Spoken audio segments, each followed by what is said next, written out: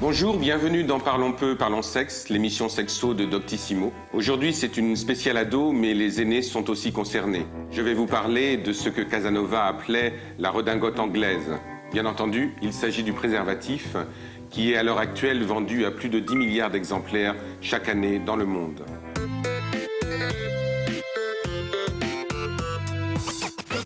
Si je vous dis que ceci est le cousin du préservatif moderne, est-ce vrai ou faux?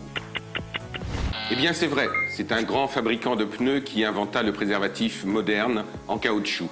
Avant, il était en boyau de mouton, en soie ou bien en velours. Un préservatif a plusieurs fonctions. La première, c'est que c'est le seul moyen pour pouvoir lutter efficacement contre les infections sexuellement transmissibles et le VIH. Le préservatif est aussi un contraceptif, mais il est bon de le doubler avec un autre contraceptif comme la pilule par exemple.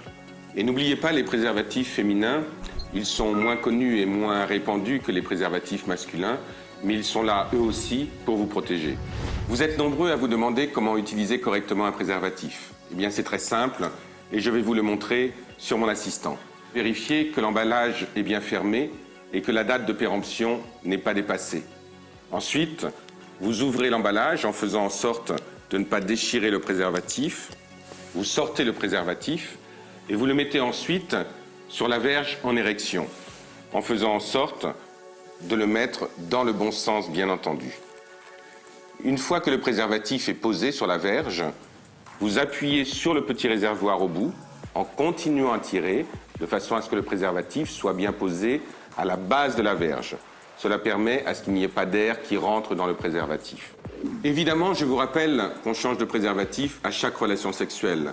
Mais attention, tous les préservatifs qui se présentent comme étant fun, avec tout un tas de goûts différents, doivent être accompagnés de la norme NF. C'est la norme qui vous garantit que ce préservatif est parfaitement lubrifié et parfaitement utilisable. Le préservatif s'utilise également pendant les règles et pendant la fellation, puisque aussi bien pendant les règles que pendant la fellation, le préservatif continue à être la meilleure précaution qui existe contre les infections sexuellement transmissibles et le VIH. Je vous ai parlé tout à l'heure du préservatif féminin. Et bien maintenant, je vais vous montrer sur mon assistante comment il s'utilise. Comme vous le voyez, il est ouvert d'un côté et il est fermé de l'autre.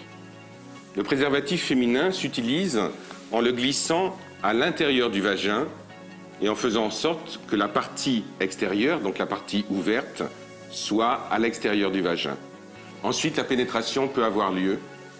Et comme vous le voyez, le préservatif féminin épouse parfaitement les contours de la verge.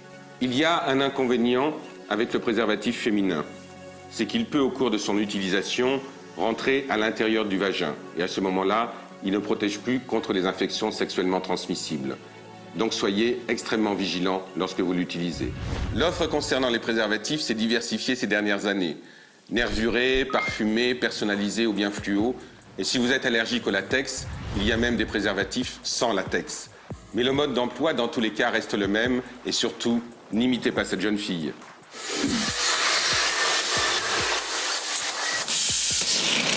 Voilà, j'espère que cette émission a été instructive.